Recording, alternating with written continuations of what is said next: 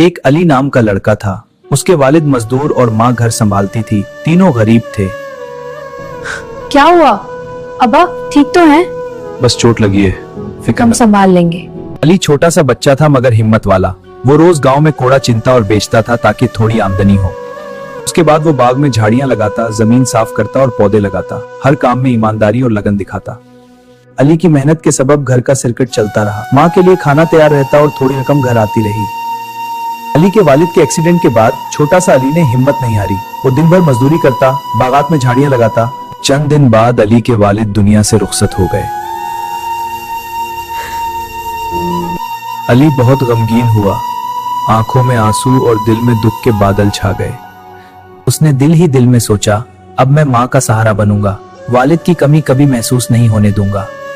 मेहनत और ईमानदारी से बड़ी मुश्किल आसान हो जाती है। जो दिल से सच्चा हो, अल्लाह उसे कभी खाली हाथ नहीं लौटाता। नेक्स्ट ऐसी वीडियोस के लिए हमारे YouTube चैनल को सब्सक्राइब करें। चैनल पर नए हो तो बेल आइकन दबाएं। वीडियो को लाइक, शेयर और कमेंट जरूर करें।